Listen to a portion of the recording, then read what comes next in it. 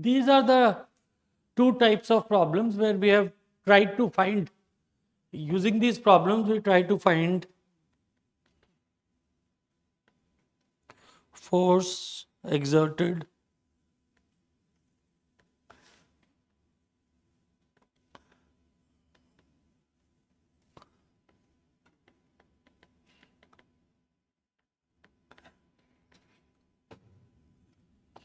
force exerted by the fluid on a confining boundary. Do you understand what I'm trying to say? If you try to visualize the two type of problems. Now, what is the difference in these two classes of problems?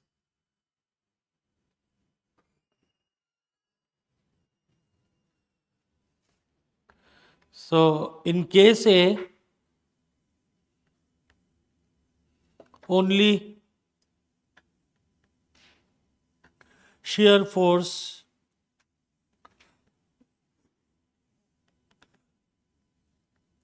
is the external force, and in case B, only pressure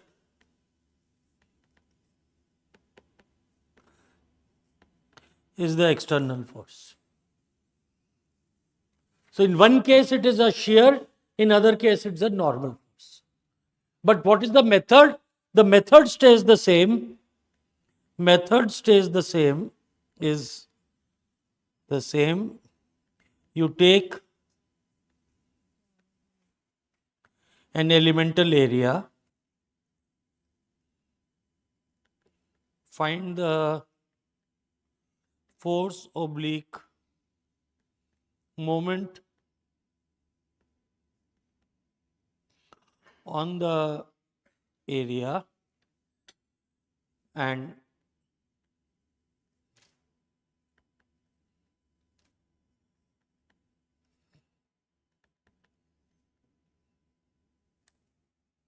we integrate over the entire area to find the force.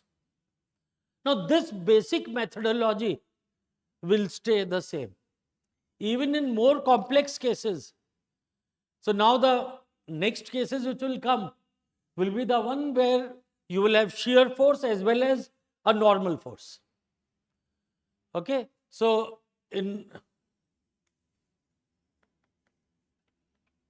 the general case,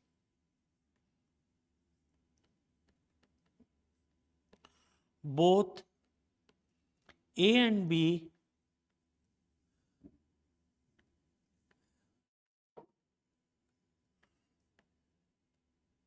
will be acting on a fluid element. Okay? And then you have to again follow the same procedure. And this is what most, in fact, a lot of these things, finding these forces, now you do using what is called CFD, where you solve the equations numerically. And calculation of these forces is inbuilt in those modules. But this is what the CFD modules do. That you find, first of all, you solve the equations, find the velocity field. Finding the velocity field, you calculate the shear forces and pressure. In fact, pressure calculation is also a part of the solution. But now, again, as I've been saying, if we look at the difference in approach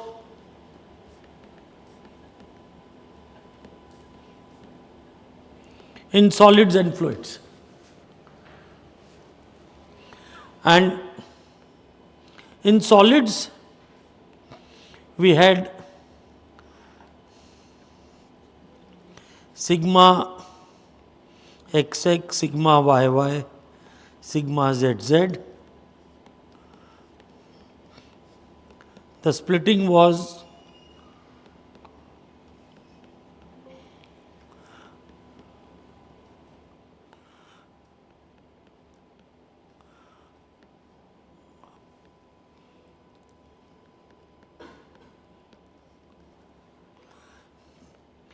this is how the splitting of the stress tensor was done. So, this was sigma aj, or this was, we divided the stress tensor into these two parts, a normal component and a shear component. And in the shear component, of course, you will realize the symmetry is inbuilt. As long as there are no body couples in the equation, symmetry is inbuilt. Now, in fluids, what we have done is,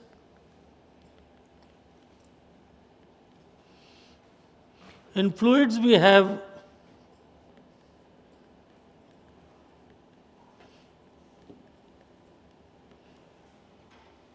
so this was a diagonal and maybe off diagonal components, you can say. In fluids, what we have done is the stress tensor, even in a moving fluid, has been taken into two parts, pressure and a shear stress, but the shear now also includes the normal components. So, this plus, we can call it tau xx, tau xy, tau xz, tau xy,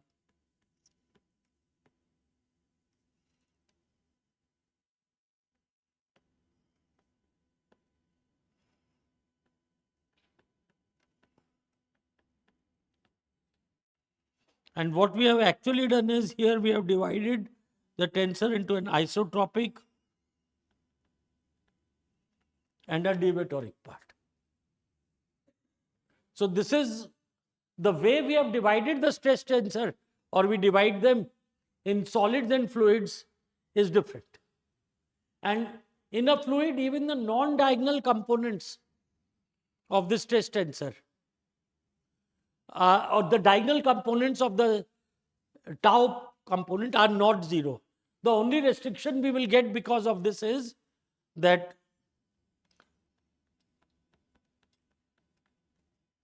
tau xx plus tau yy plus tau zz will be 0. Whereas in solids, when we divided this, each of these components was 0 in the shear stress. But here in the inbuilt in the shear stress are the normal components also. Of course, there's one more difference is how the stresses are related to the strain. That is a totally different thing, but even the way we split the stress tensor is different in the way we approach for fluids or we approach for solids. Okay. Of course, the relation between stress and strain is very different.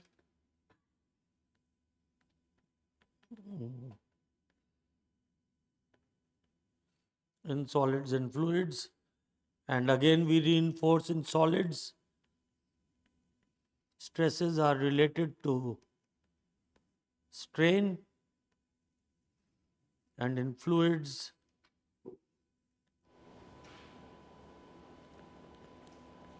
stress is related to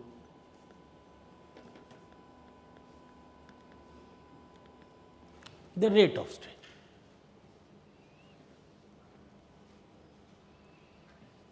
Stress related to strain, we have obviously seen all Young's modulus and shear modulus. Those relations are directly follow from there. How the fluid stress is related to the rate of strain, we have not fully seen.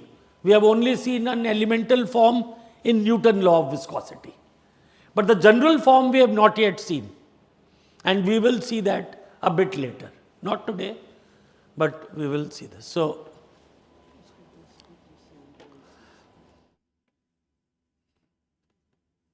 will be developed later in the course.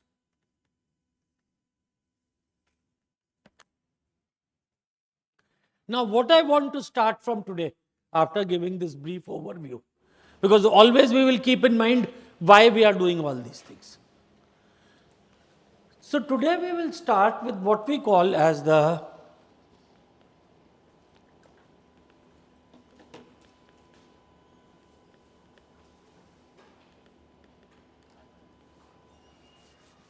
integral flow analysis. Now, if I look at the overall picture, I have stresses. Do I have any equation for the stresses? Any governing equation which comes out from stress? Cauchy's equation. Cauchy's equation tells us that how forces are balanced, Newton's law. So that is the equation for stress. And then to complete the picture, either we relate the stress to the strain or stress to the rate of strain. Now in fluids, when we will relate the stress to the rate of strain, the velocity field will come into picture. And that is why we will then have to solve for the velocity field. And that is the differential approach, where you develop an equation for the velocity field. Okay, so in the differential approach, let's start with what we do in the differential approach.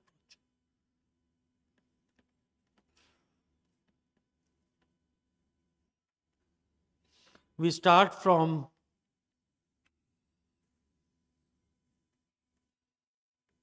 Cauchy's equation, and then we do relate stress to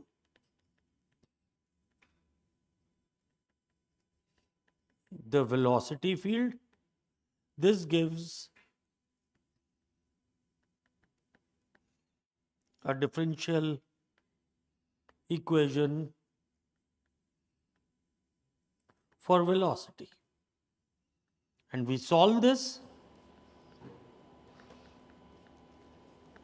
to get the velocity field and use the constitutive equations to solve the velocity. I'll also add and the pressure field, because pressure now is a part of the stress. So therefore, as you will see, it becomes a part of our differential equations. So we'll solve for velocity and pressure, and then we use the constitutive equations to solve for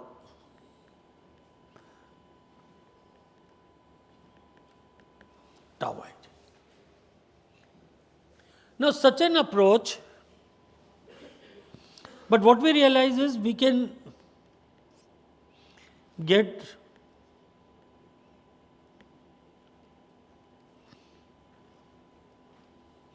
reasonably accurate or orders of magnitude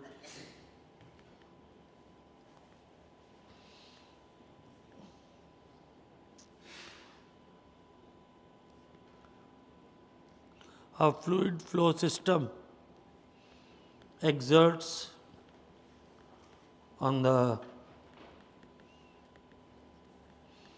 confining surfaces by doing an overall force balance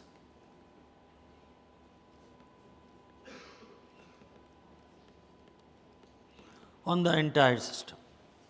So instead of solving the differential equation, if we have a system and we try to, on the overall system, just as we draw free body diagrams, we draw free body diagram of the overall system and make some approximations, then we can still get some idea of how much forces the fluid is exerting.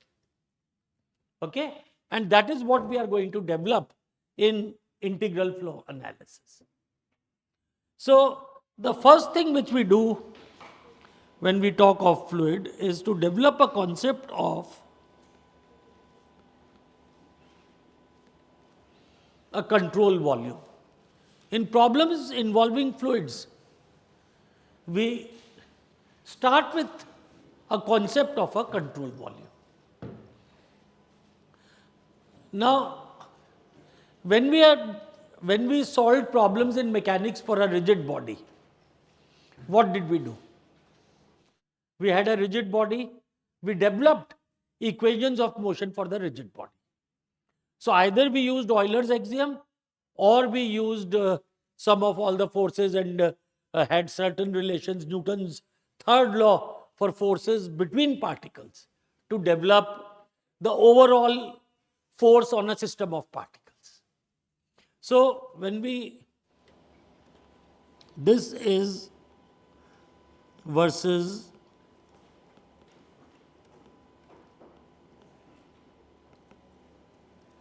system of particles, which we have seen. So in elementary or not so elementary mechanics, which we call by the name of APL 100, we talked of a rigid body, which was a system of particles. And all our laws of physics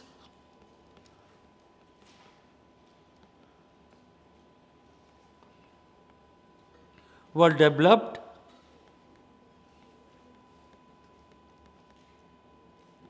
for a system of particles. Now here, so when we talk of a system, this is something we are familiar with. So instead of using system of particles, I'll use the word system, which denotes a system of particles. Here we have the same set of particles and their location, velocity, acceleration, and other properties are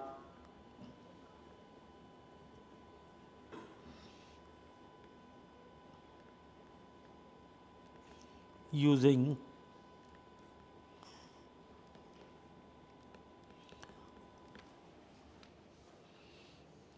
and what do I mean by other properties? I may be interested not just in velocity and acceleration, maybe also the temperature of particles. So then which law of physics will I use if I have to find the temperature of particles? Which one? Thermodynamics, the first law of thermodynamics. I will use that to find this thing. So this is what we do, and of course, some of the laws are so basic. For example, mass. What is the law of physics for a system of particles for mass? Mass is constant. So dm by dt will be 0. So it's such a basic law that you don't even think of it as a law. Of course, we are not in the relativistic domain or of mechanics. So mass is constant is something which we don't even think of it as a law. But now think of it, when we are talking of fluids, then for example, I have a pipe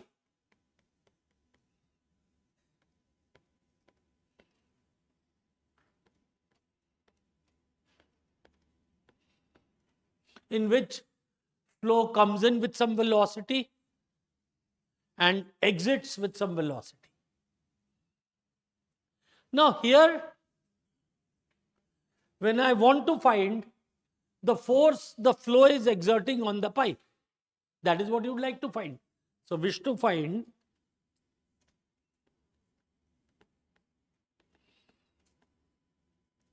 force being exerted on the pipe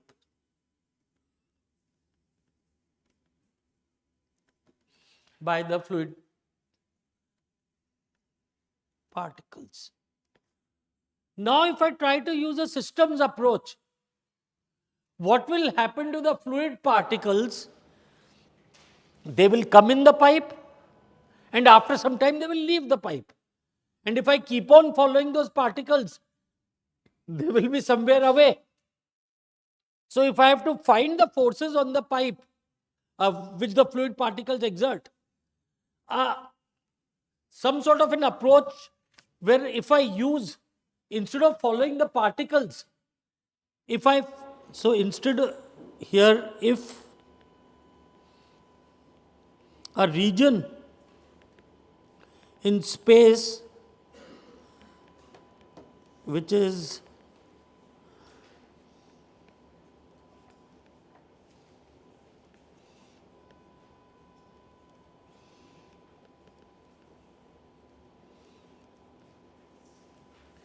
so let me show it by a dotted line.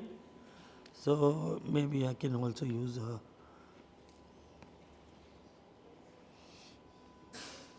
so if I show some sort of a region in space,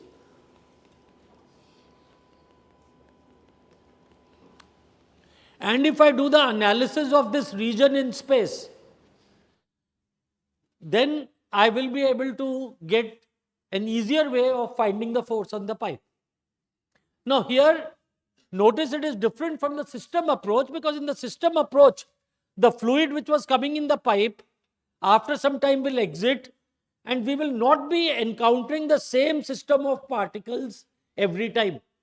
But here, so what we are doing is we are fixing a volume, and this volume has a surface. So what we are doing is we are fixing a volume which has a surface, and then we analyze the physical laws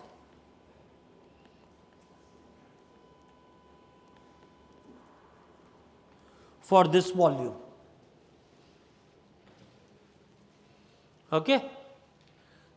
So that is what we do. So control volume, so we introduce the concept of control volume, which is a region in space with a boundary called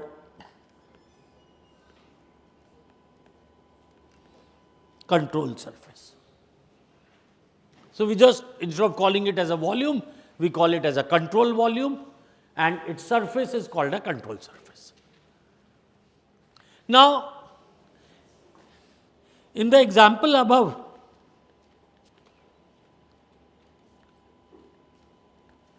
the control volume chosen was fixed and non-deformable. By non-deformable, I mean that the, so control volume I will use CV, and for control surface I will use the symbol CS.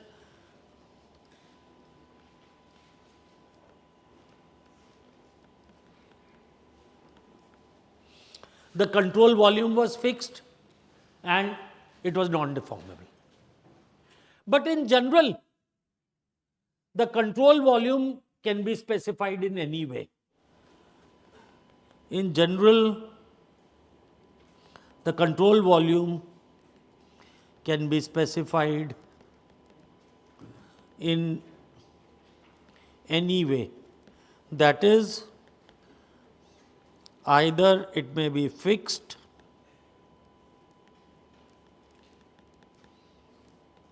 or the control surface may be deformable and may contract or expand.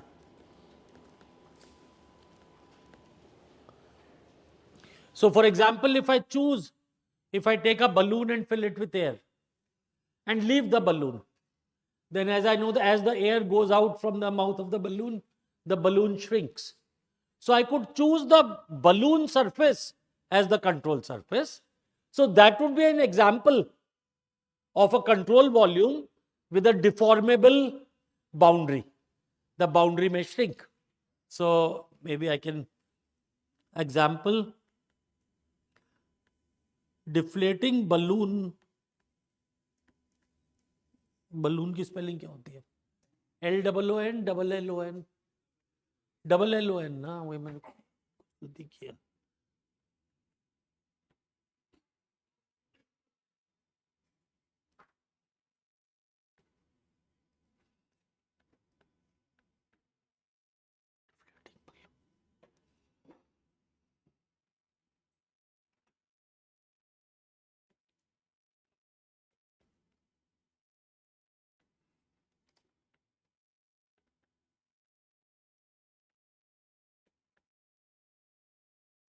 And also, we may have a fixed control volume, but it may be accelerating.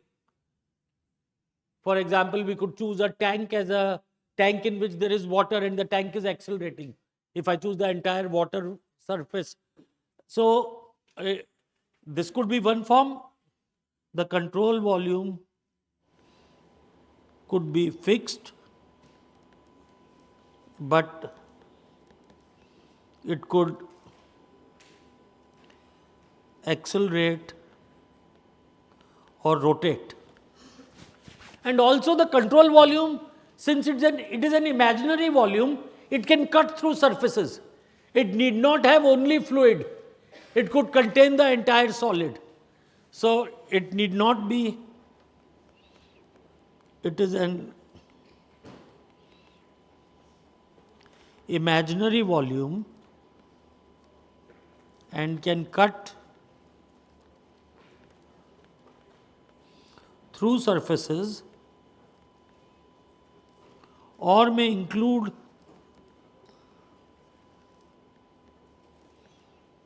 the entire solid and fluid in its, I am using the word in its ambit for a better word. That means you choose a control volume which consists of another case is a lawn sprinkler. You want to analyze what is happening in a lawn sprinkler. So wherever the sprinkler is connected to the pipe, you cut that part, you use that as one part of the control volume, include the whole sprinkler. Then, so let's take another example.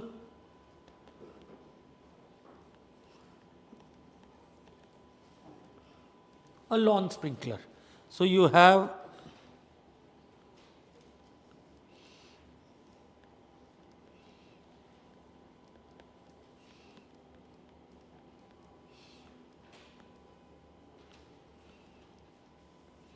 so water comes in through this pipe and there is a lawn sprinkler and the sprinkler rotates, as you know. You must have seen many of these in lawns. So here what you can do is, I'll show it with the red. You can choose a control volume which cuts the fluid. It includes all this air which, as you will see, will neglect. It cuts the fluid like this. And here we have the control surface. It cuts through the pipe also. So this red thing denotes the control surface of the control volume. Now this control volume is fixed. And inside this, I have a rotating sprinkler. So that could also happen. So in a problem involving fluid motion, we will choose a control volume which has a control surface, and then we will see how to solve problems. Is that clear? So that is the first thing which we do when we want to solve problems using integral flow analysis. And what we will do in integral flow analysis, show all the forces acting on this control volume and then apply our laws. Now, and this is where now the next thing comes, that our laws of physics are derived or developed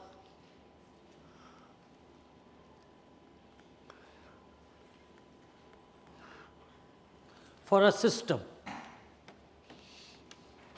and we need to relate these to the control volume. And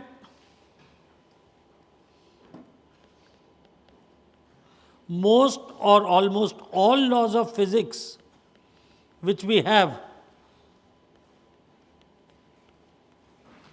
they talk of a d by dt. Rate of change of something is related to some physical quantity. If it is rate of change of energy, we get the first law of thermodynamics. Rate of change of force or rate of change of velocity, then it becomes force. Rate of change of angular velocity, it becomes angular momentum. So all the laws are for d by dt, and this d by dt is for a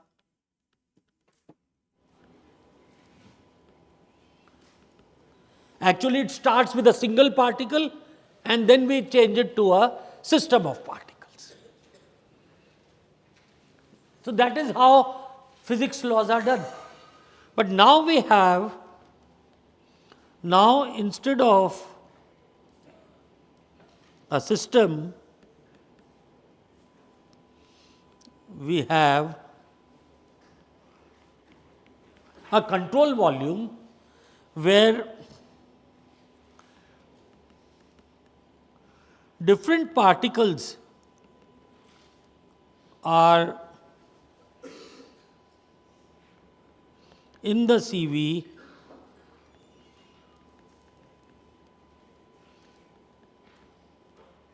at different times.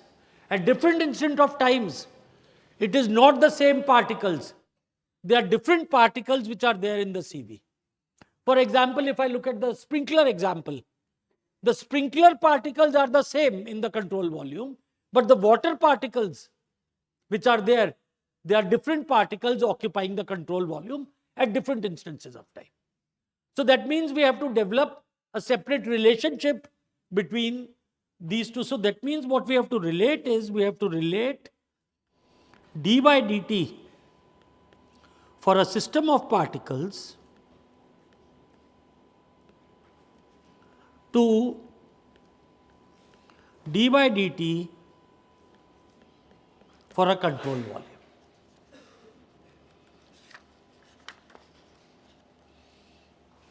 Okay?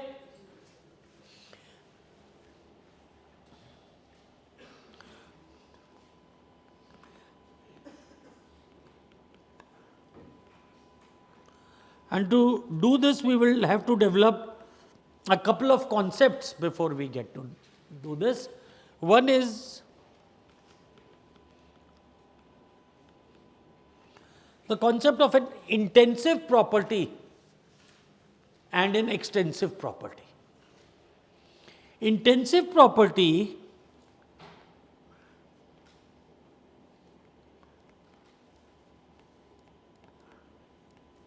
is property at a point. That means you think that there is a particle, and whatever is the property which you have now, this property could be its location, it could be its velocity, it could be its acceleration, it could be its angular velocity, it could be its temperature. So, property of that particle. And the general symbol we will use for this is beta. So, beta is the property at a point. Now we collect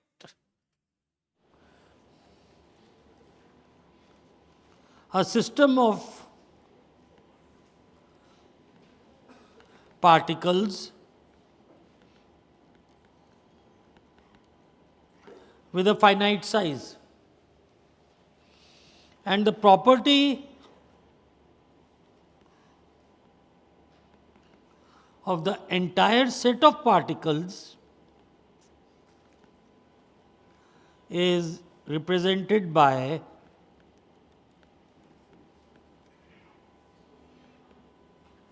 capital B. So, corresponding to beta, we have this capital B, and beta, since mass is constant, so we will take this property as per unit mass. So, therefore, this B which we talk of, this will be equal to integral of beta times dm integrated over the entire mass. So basically, for a finite set of particles, the property will be termed as B, and it will be equal to beta multiplied by mass of the individual particle, added for all of them, you get the property B. Okay. So for example, so therefore, B can also be written as integral beta rho dV. And you can see that beta will be equal to nothing but dB by dm, because beta is equal to B is equal to integral beta dm, so dB by dm will be equal to beta. And let's see an example, or let's make a table example.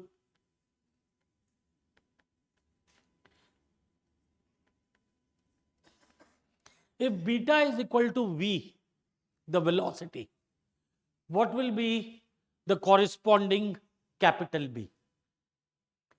It will be mass times the velocity. So this will be equal to what? Momentum.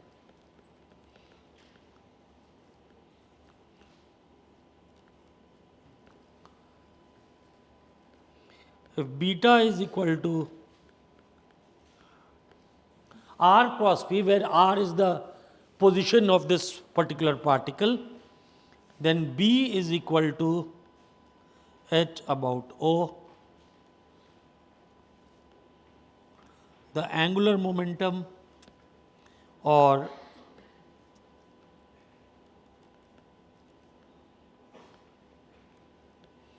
moment of momentum.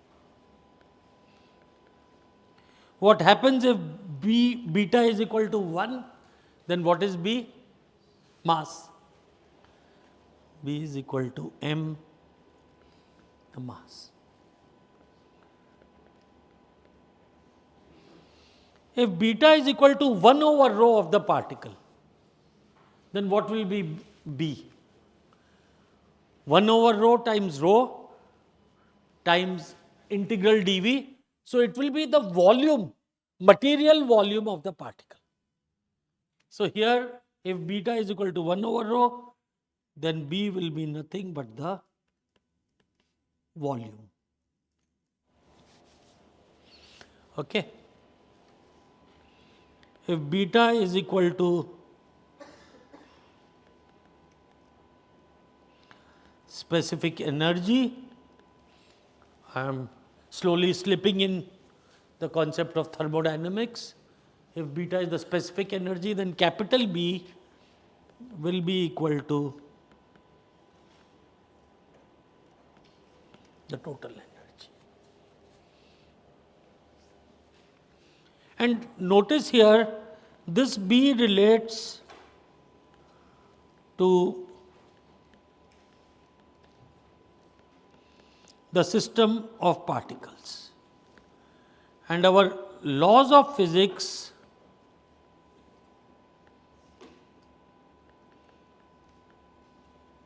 relate dB by dt to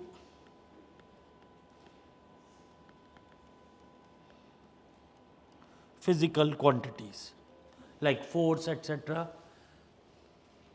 Now,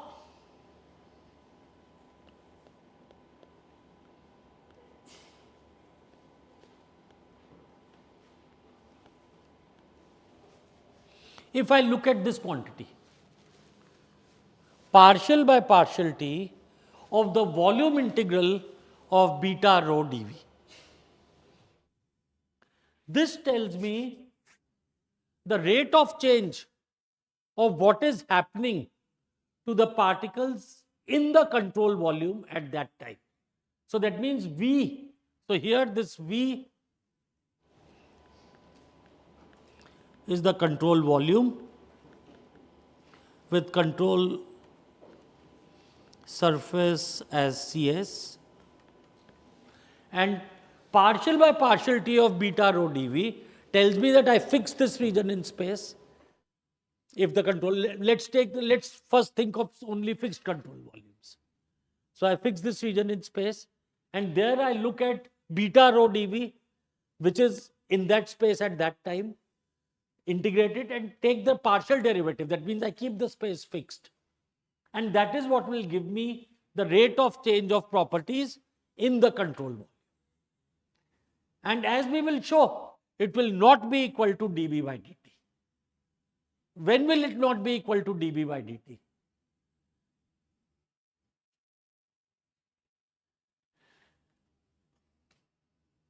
dB by dt is of a system of particles. So now, if the particles are entering and exiting, then the two derivatives will not be the same. Because the first derivative, dB by dt, not the partial one, talks of the properties of those particles. And the second one talks of what is happening in this control volume. And since the particles which are coming and leaving may come and leave with different properties, so the two derivatives will not be the same. And we will try to now find a relation between, so this is the rate of change of property of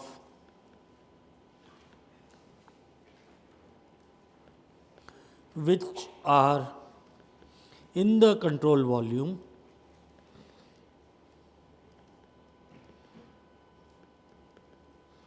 at that given time, given time I should not say. So rate of change of properties with time of the particles occupying the control volume, and we will relate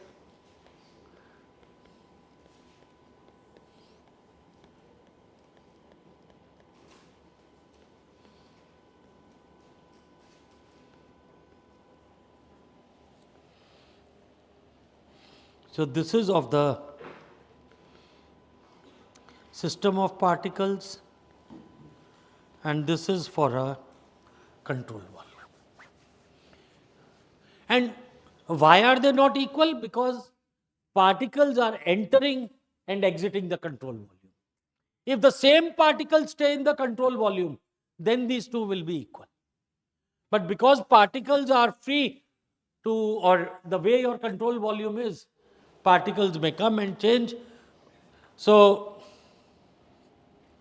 for example, if we looked at that pipe problem where fluid was entering, and let's say you after some time you heat up the particles which are coming in the pipe. So now if I follow a same particle, its temperature is not changing. So dt by dt, d temperature by dt of a single particle, if it is coming initially, maybe it is lower, after that you have heated up, so heated water is flowing through the pipe. So for individual particles, the temperature does not change. But if I look at the pipe, then initially the water coming in the pipe is cold. But after some time it is heated. So therefore the temperature of the particles in the control volume has changed. But individual particles, their temperature does not change. Particles means जो water particle जो पहले pipe में आ रहा था, ठंडा पानी आ रहा था, now it has flown out. But if you follow those same particles, the temperature of those water particles has not changed. नहीं, heat उनमें तो वो तो चलेगा ही ना, heat transfer बाद वालों में हुई है ना.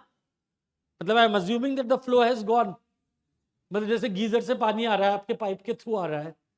So you can always feel it that initially the water is cold. After some time it is hot. So if your control volume consists of the water which is just flowing out of the pipe, just some volume. So initially the temperature was cold. After some time it is heated. But those fluid particles which have gone through, they stay cold. And later on the particles which are coming are heated. So therefore there is a difference between these two. That is what I am trying to explain. And this is what we will try. And this difference is coming because of the coming in and going out particles have different properties. And they are changing. So The second concept which we need to then develop to understand this relationship is the mass and volume rate of flow through a surface area. See, normally we will represent the control volume by a dashed line, which is the control surface. So now, in a given control volume, if I have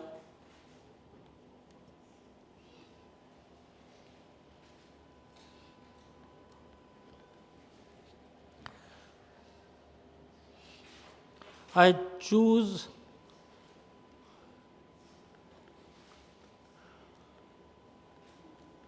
an area dA on the control surface, with n being the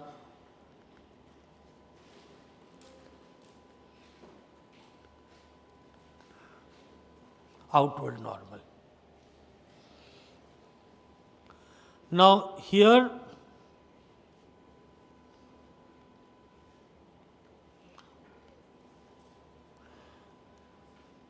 let V be the velocity of the fluid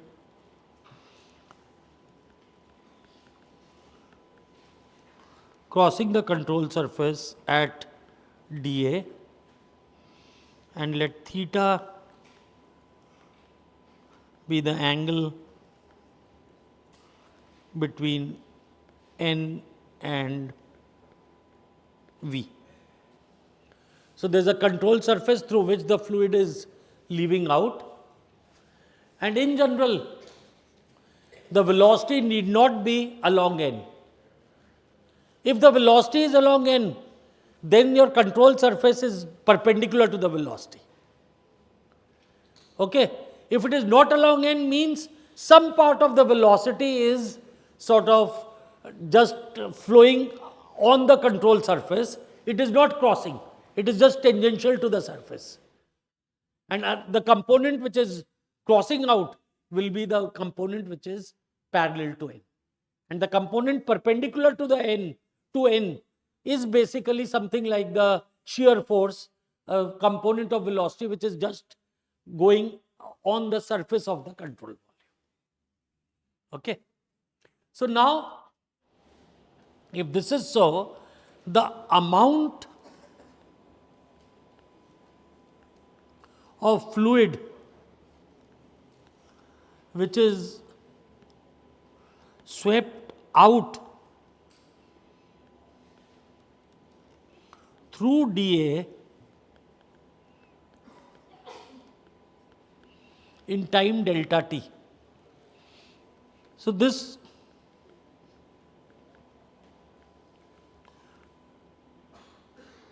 by amount I mean the volume.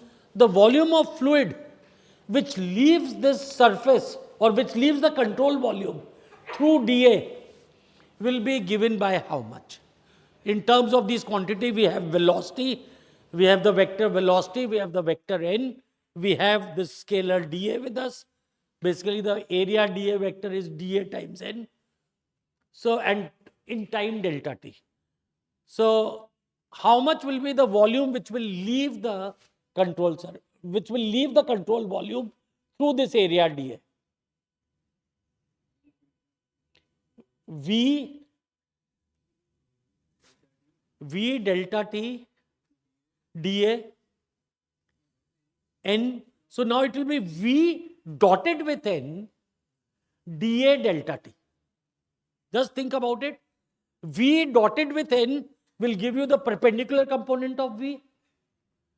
Multiplied by dA will be the amount which is going out, and multiplied by delta t will give us the total volume which is leaving. So this is equal to V dotted with N times dA times,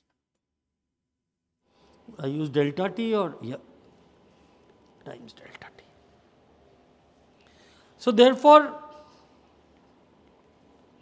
delta V by delta T will be given by V dotted with N dA, and this is equal to the volume rate, or this is called the volume flow rate.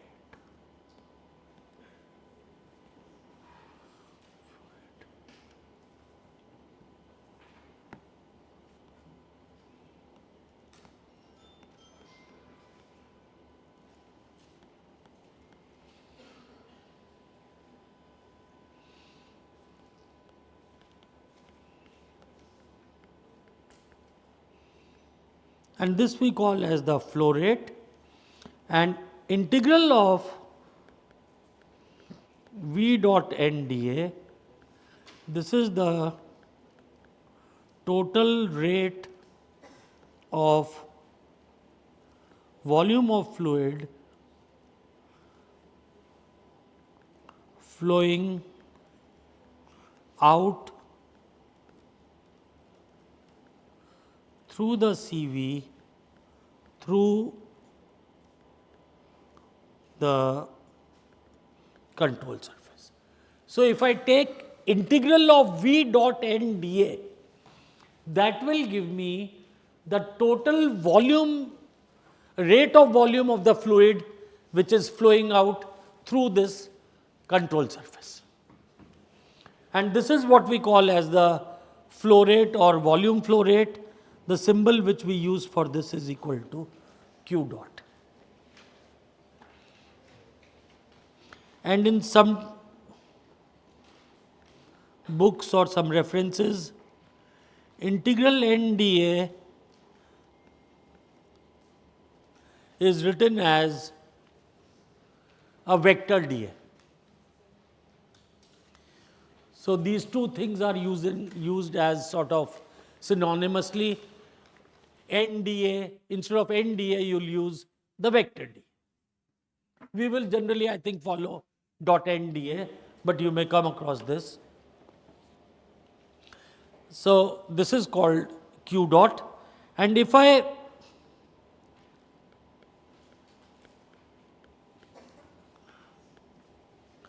multiply this by the density, then this is what gives me the mass flow rate through A.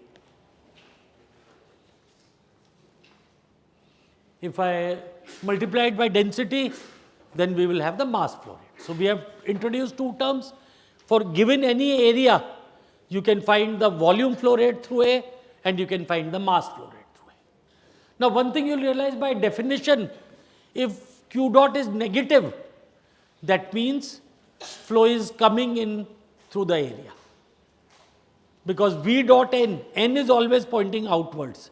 So if the flow is coming in, then V dot N will be negative. And if flow is going out, then V dot N will be positive. So if the net flow rate is negative, that means the flow in an overall sense is coming in. If it is positive, that means the flow is going out. So V dot N is negative if flow is coming in the CV through A.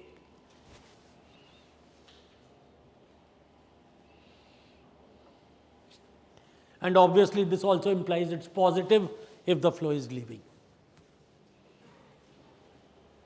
Okay. So next,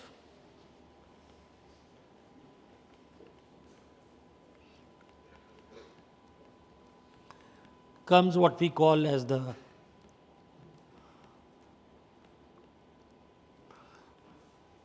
Reynolds Transport Theorem, which will relate, Reynolds Transport Theorem will relate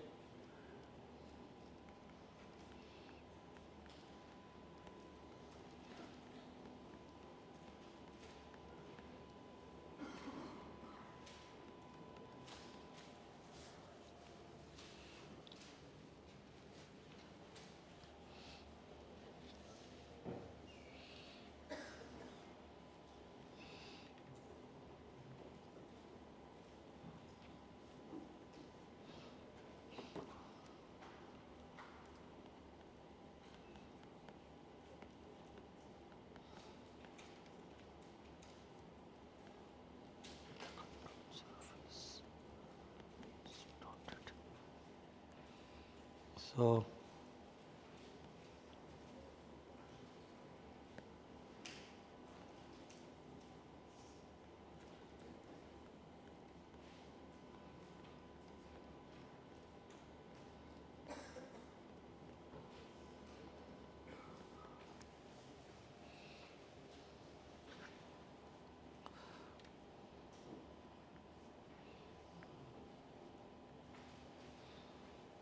उड़ नहीं जाए कई बार.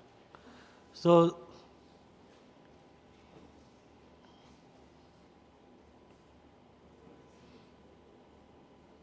the control volume is shown with this red dotted line, and we are showing, assuming a fixed control volume.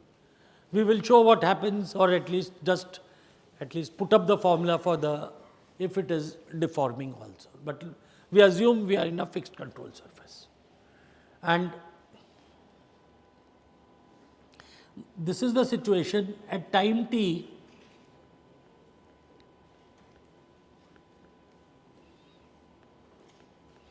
We have a system of particles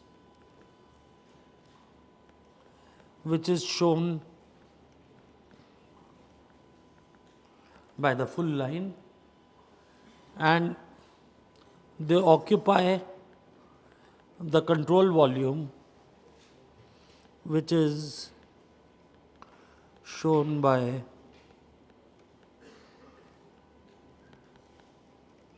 the red dotted line.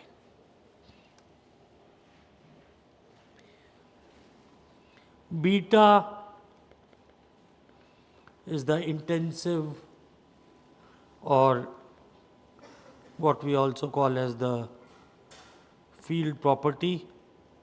So beta could be a scalar, it could be a vector, it's any property, and capital B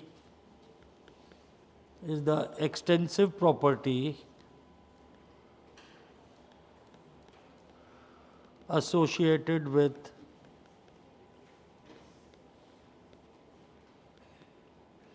system of particles. So this is the situation at time t. So at time t, both the system and the control volume, they coincide. That means the system which we are considering is in the control volume at time t.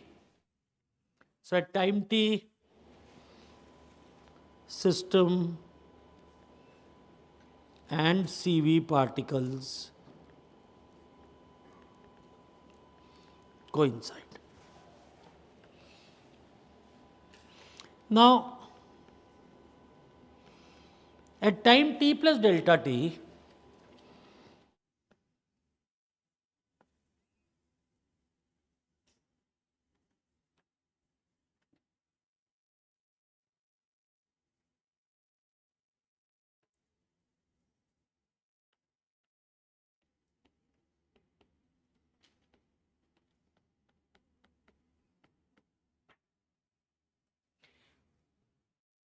at time t plus delta t, the system of particles moves, because this is fluid, so they are moving, and the system is shown by the blue line.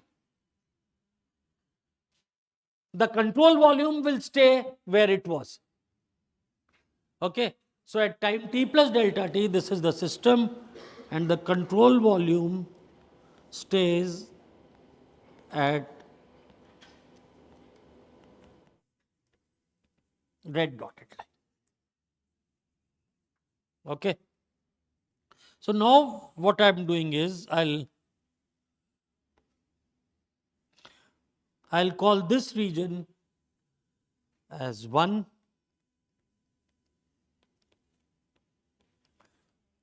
So now in these two diagrams, I've made things as 1, 2, and 3.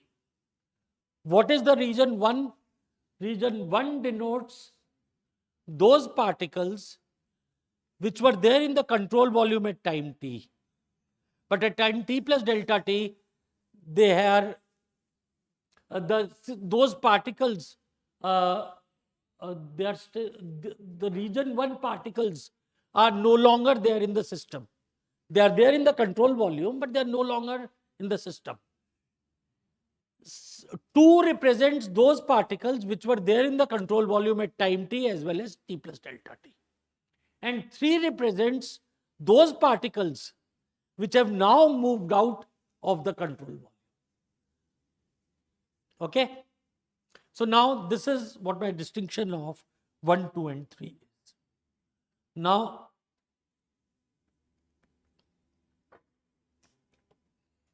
this d by dt, which I talk of the rate of change of property of the particles.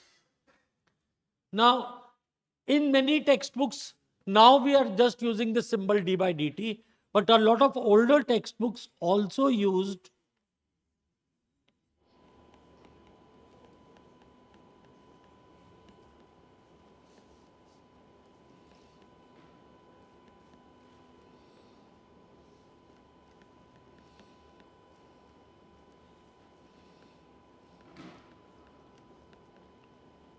I am following White's book, and so we will not use capital D by dt. But if you see many textbooks, just to differentiate that it's a derivative for the particles, they used capital dB by dt also. But we will just use this small dB by dt. Now,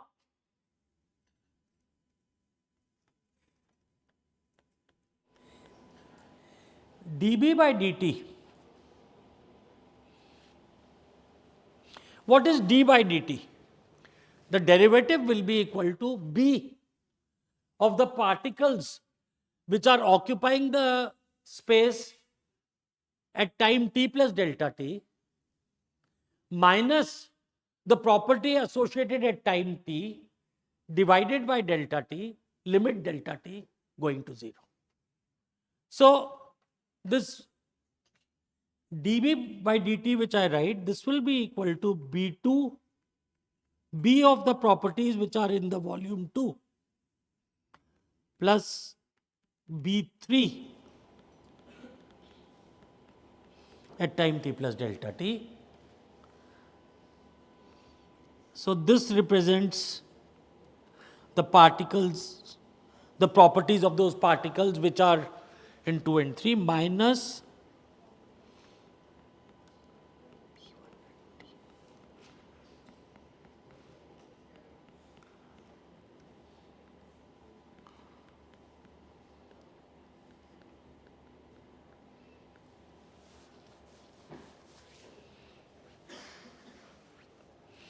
the particles are occupying 2 plus 3 at time t plus delta t. At time t, they are occupying 1 plus 2.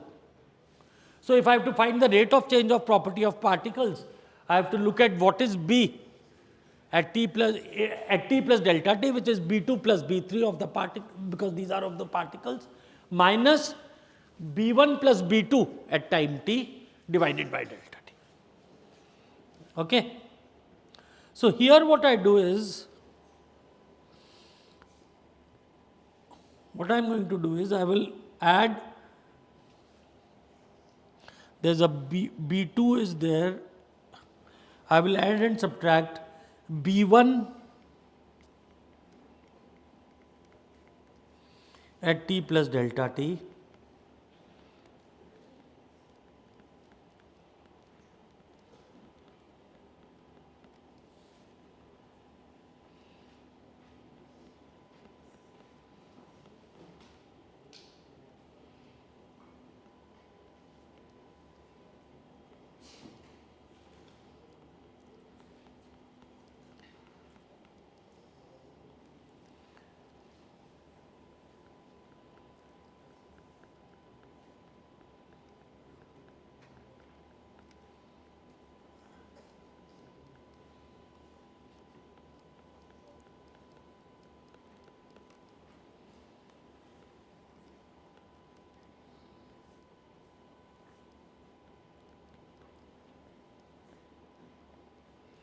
So I have added and subtracted B1 at t plus delta t. In that expression, I have just, and the reason for that is obviously very clear. If you look at the first term, it consists of only B1 plus B2.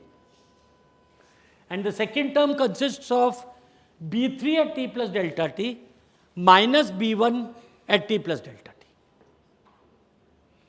Okay. Now, B1 plus B2 represents my control volume. So, what does the first, the top thing indicate? The rate of change of B in the control volume. I am keeping now the volume as 1 plus 2. And what does the second thing represent? B3 at t plus delta t tells the properties which have exited the control volume at time t plus delta t.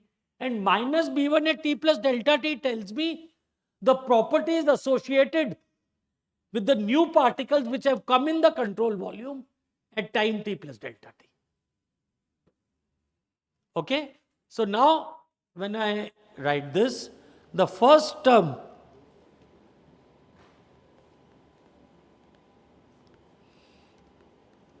represents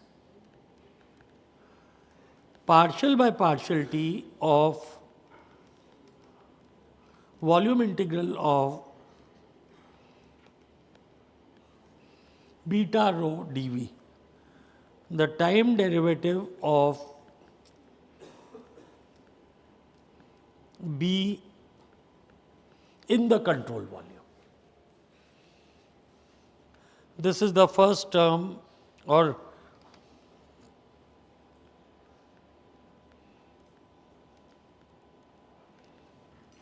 terms on top above.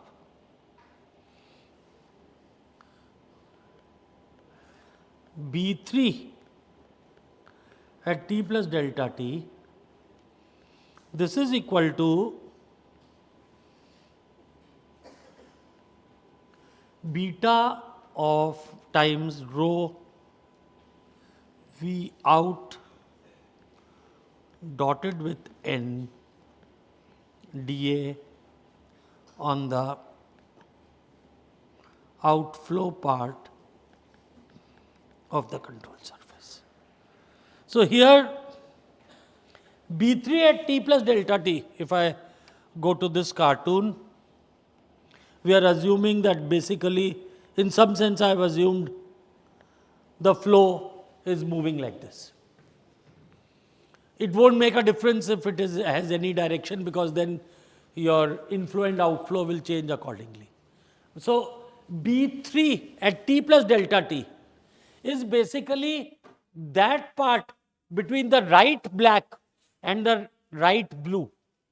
So that is those particles which have left the control volume through this control surface on the right from time t to t plus delta t, and properties associated with those. So when you multiply it by beta, rho V dot N dA or V dot N dA is the volume flow rate. Multiplying it by rho makes it the mass flow rate, and multiplying it by beta makes it the total property. Okay? And similarly, B in 1 at t plus delta t is equal to integral over the area beta times rho V in dotted with N dA. I should also have multiplied. Delta t is the total B. So I have multiplied it by B. And this I can write it as minus integral beta times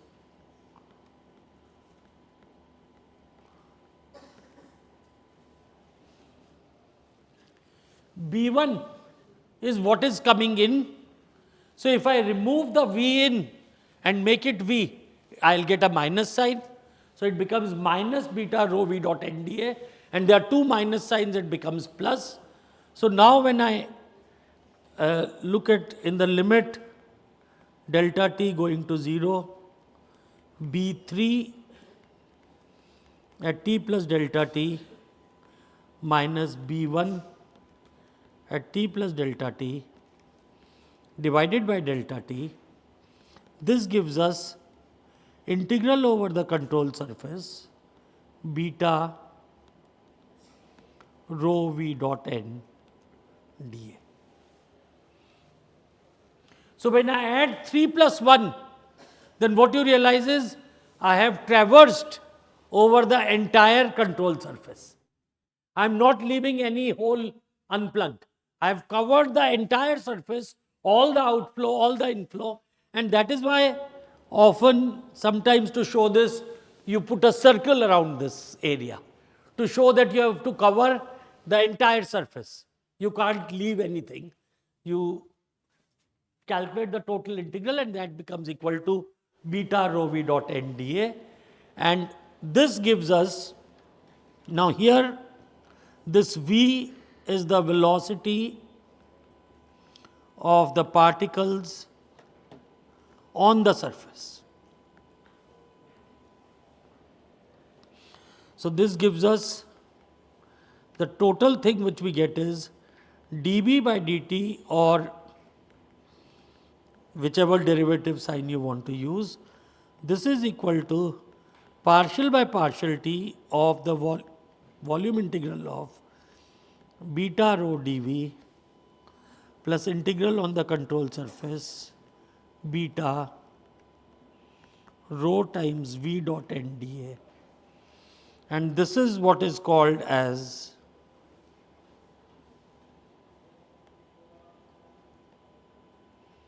the Reynolds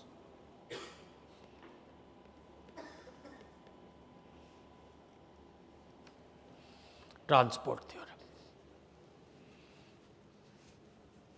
So this is what tells us how rate of change of property in a control volume is related to rate of change of property of a system of particles, and obviously this has to be related to what is the net thing going out of the control's volume, because that is what will cause the change. Okay. So this is the basic derivation. From next class onwards, we will apply this to different quantities. We will start doing this, we will see how to apply it. We will talk of some general principles first in problems involving control volumes, and then we will see how to apply it to mass, how to apply it to momentum, how to apply it to angular momentum, and how to apply it to energy. Okay. So the derivation part is completed today. Next, now we'll meet on Tuesday, I think.